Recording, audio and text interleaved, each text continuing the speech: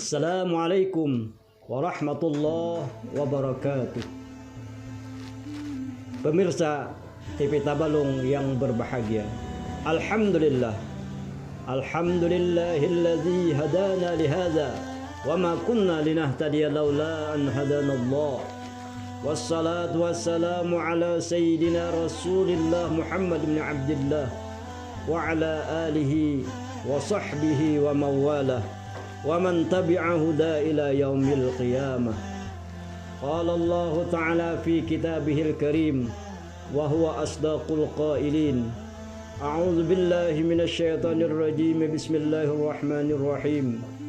Ya ayyuhallazina amanu taqullaha wal tanzur nafsum ma qaddamat lighad wattaqullaha innallaha khabirum bima ta'malun.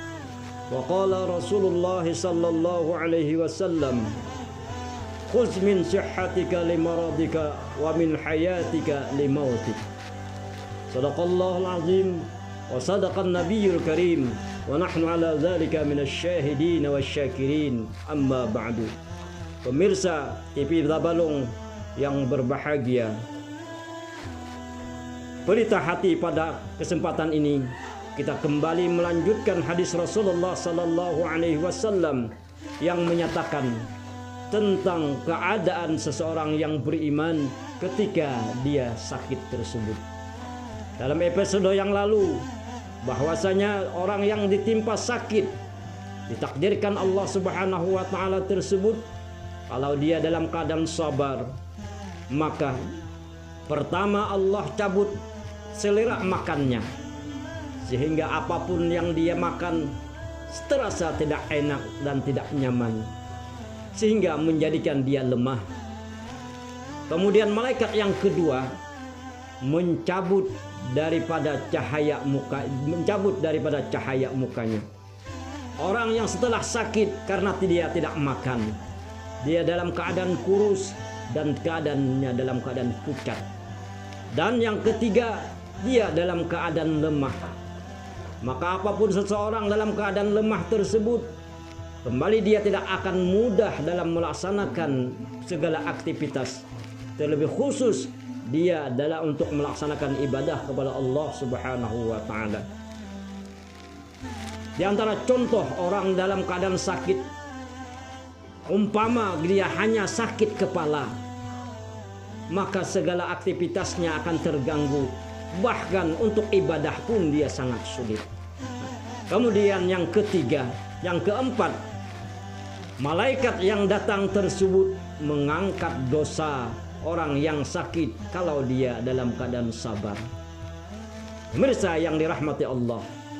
Kemudian Rasulullah sallallahu alaihi wasallam kembali menyatakan, iza aradallahu ayyushfiyahu, maka apabila Allah mentakdirkan dia yang sakit itu ditakdirkan Allah akan sembuh, maka Allah Subhanahu wa taala memerintahkan kepada malaikat yang pertama yang mencabut selera makannya untuk mengembalikan, sehingga sedikit demi sedikit dia ada rasa keinginan untuk makan, sehingga sampai saatnya dia pulih kembali, dapat menikmati, merasakan lezatnya makan tersebut seperti biasanya.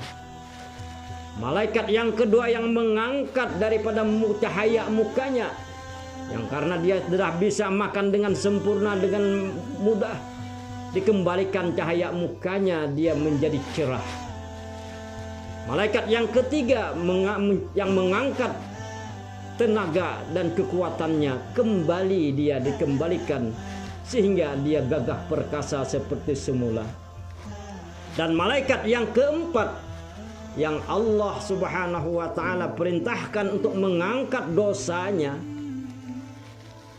tidak diperintahkan oleh Allah Subhanahu wa taala untuk mengembalikannya. Seraya malaikat yang keempat ini melapor kepada Allah Subhanahu wa taala, kunna ya Allah arba'atan, dulunya kami diperintahkan diutus 4 orang malaikat yang mencabut selera makan, mencabut daripada cahaya mukanya, mencabut tenaganya, dan mencabut mengangkat dosanya. Mereka 3 malaikat engkau perintahkan untuk mengembalikan. Namun aku tidak diperintahkan untuk mengembalikan dosanya. Kemudian Allah Subhanahu wa ta'ala menjawab, wahai malaikatku, pantang bagi aku yang maha kasih dan sayang untuk mengembalikan dosanya karena dia sabar, tabah menerima ujianku ini. Dia terima dengan ikhlas kepada Allah Subhanahu wa ta'ala. Oleh sebab itu kata Allah Subhanahu wa ta'ala, watruh biha ilal bihar, lemparkan dosanya tersebut ke dalam lautan. Maka jadilah sang hamba tadi ketika dia sakit, seluruh dosa-dosanya kalau dia sabar diampuni oleh Allah Subhanahu wa ta'ala. Nah, inilah apa yang dikatakan Rasulullah sallallahu alaihi wasallam, "Idza ahabballahu 'abdan ibtalah." Apabila Allah Subhanahu wa ta'ala mencintai sang hamba tersebut, hamba itu diberikan ujian oleh Allah Subhanahu wa ta'ala. Semakin banyak ujian, maka semakin banyak dosa-dosa yang akan terhapuskan dan semakin banyak nilai-nilai pahala yang dia akan dapatkan. Rasulullah sallallahu alaihi wasallam menyatakan, maradul abdi yauman walailatin, yauman walailatan. Sakitnya seorang hamba 1 hari 1 malam. Yamhuz dzunuba sanatan, akan menghapuskan dosanya dalam 1 tahun. Oleh sebab itulah, manakala kita ditakdirkan oleh Allah dalam keadaan sakit, kita wajib bersabar, sehingga nilai sabar inilah yang akan menjadikan nilai yang besar di sisi Allah untuk menghapuskan dosa dan akan mencatat nilai ibadah yang besar di sisi Allah Subhanahu wa ta'ala. Pemirsa TV Tabalung yang dirahmati Allah Subhanahu wa ta'ala, selanjutnya dalam perjalanan hidup seorang hamba, seorang manusia, seorang makhluk di permukaan bumi ini, kita semua yakin tidak ada yang kekal. Suatu saat pasti akan berakhir masa hidup seseorang di alam dunia ini. Kalau toh ternyata jatah hidupnya di permukaan bumi ini akan berakhir, maka penyakit yang dia derita tidak akan sembuh, tentunya akan membawa kepada kematian.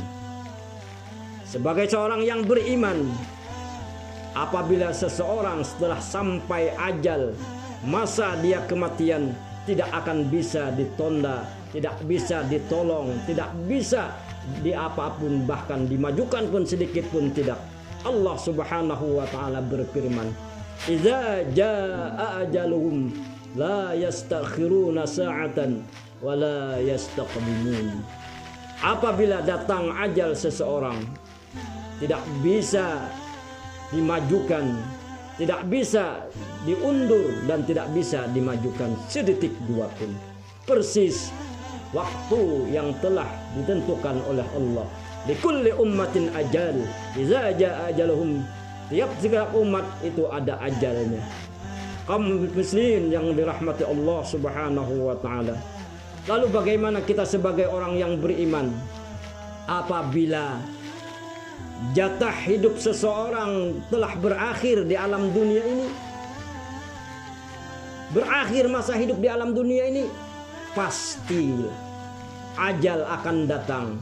Malakal maut akan mencabut rohnya dan akan meninggallah seseorang itu, meninggalkan alam fana dunia ini menuju alam akhirat yang kekal abadi.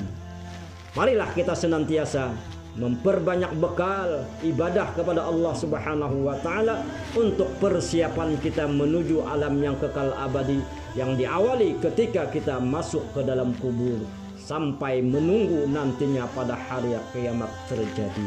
Semoga berita pada hari ini membawa manfaat kepada kita semua, untuk membangkitkan semangat kita dalam beribadah kepada Allah Subhanahu wa taala sehingga kita selamat dunia dan akhirat. Amin ya rabbal alamin. Hadanallahu wa iyyakum ajma'in. Wabillahi taufiq wal hidayah wa birridha wal inayah. Assalamualaikum warahmatullahi wabarakatuh.